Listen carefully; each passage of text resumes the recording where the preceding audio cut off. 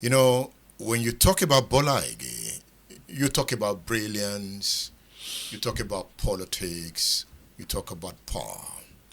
I want to look at Bola Ige's politics.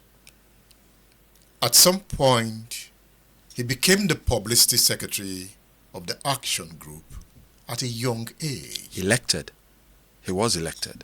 He was elected. Yes. At a young age. 32. 32.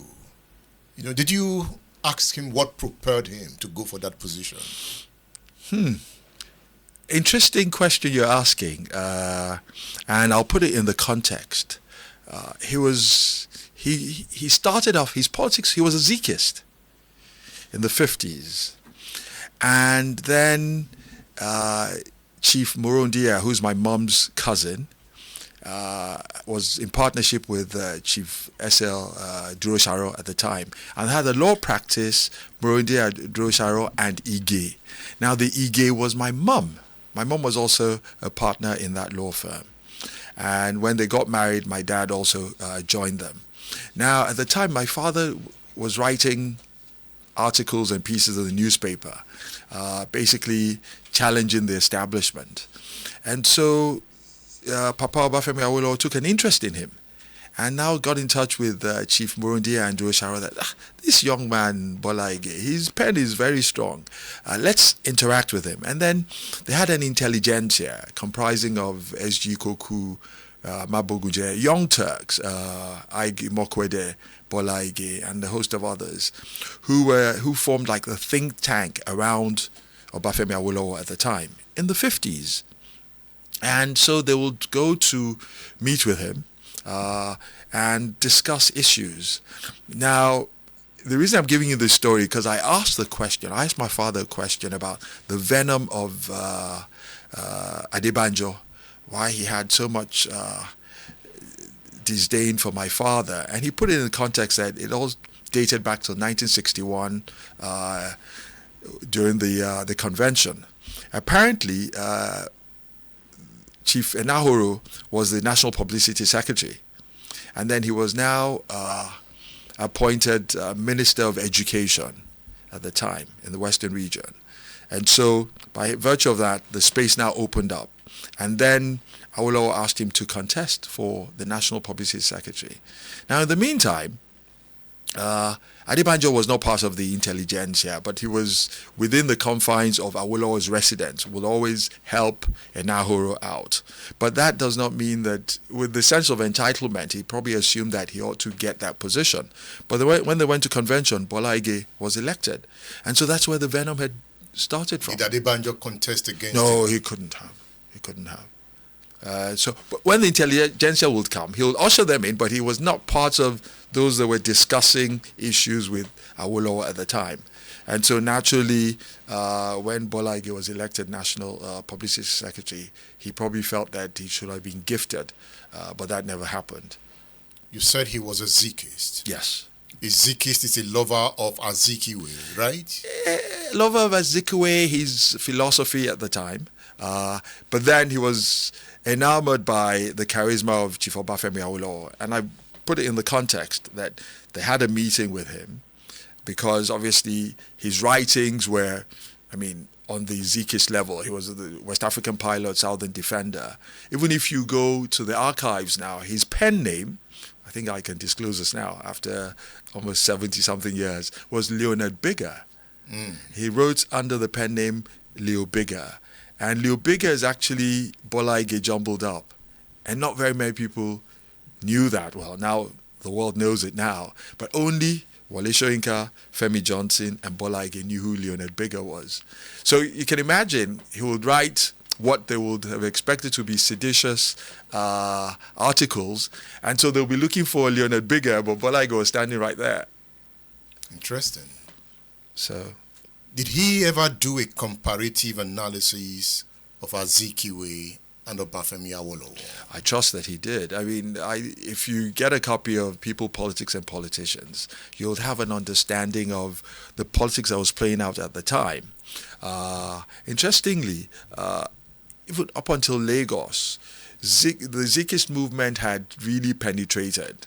particularly, I mean, Zik was coming out of Lagos at the time, but with Egbomo Odudua, they came in and they formed the Egbe Afeni Feriri to galvanize the Western region at the time.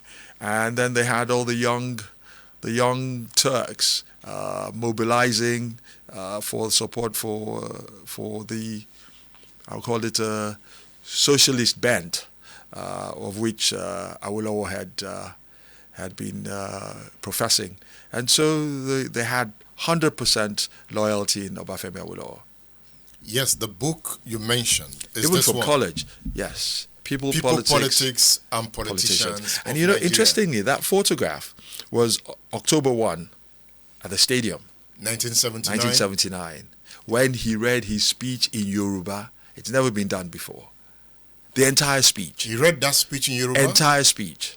And then he The made inaugural address. the inaugural address all in Yoruba. And then the poignant part of it was the fact that when he declared, you know, the four cardinal programs of the Unity Party of Nigeria was free education at all levels, free health at all levels, integrated rural development, and full and gainful employment. Now, he made the pronouncement that mo ti bá Ọlọ́run mi jẹ́ májẹ̀mú wípé láti èní yìí lọ ẹ̀kọ́ di ọ̀fẹ́ ní ìpínlẹ̀ Ọ̀yọ́. Now, that was the heightened level of communication because the average person on the street was connected with what the governor was saying. And immediately, he was telling them that, look, from this day forward, there was going to be free education and free health in Oyo State. And they implemented it beautifully. And that's how his stood out of the five states, the Lobo states, Lagos, Ogun, Oyo, Bendel, and Ondo. In this work, somehow he felt that Nnamdi Azikiwe did not handle his popularity well. He felt that if Azikiwe had embraced the Zikist movement. Azikiwe? Yeah. If he had embraced the Zikist movement, perhaps today we'd be writing a different story. He would have been the leader of Nigeria at independence. Well, but he was a nominal leader. But that, I mean... He would have been the prime minister. Yeah. But because Bola Ige felt that everything was unstable. But he went to negotiate differently. Could that be the reason he decided to go with Awolowo? Well, did he go with Awolowo? He didn't go with Awolowo. Awolowo chose him? Awolowo wanted a partnership that would have a broad spectrum across the land. But which also, if you fast forward to what happened in 79 and 83, particularly when the progressives were coming together, Zik negotiated Awolowo away. And if you also notice, of all Zik never spent 1 second in detention. Not 1 second in detention. And so it was described in there that Fabian tactics. Go and check out what that means. So it never spent 1 second in detention. Whereas Awolowo was in detention, Bola Ige was restricted, Jakonde was restricted, you know. Can you explain the Fabian tactics? No, go and read up on it. You know, it's in a nutshell, it's an elusive tactic. You know, Toyin Falola and Bola Dauda in their book Decolonizing Nigeria felt Azikiwe was playing hide and seek. Okay. That if Azikiwe was courageous enough to have confronted the colonialists the way Nkrumah did in Ghana, perhaps by spending some days in detention, he would have become the Prime Minister of Nigeria at independence. Maybe that's their own definition of Fabian tactics. Okay.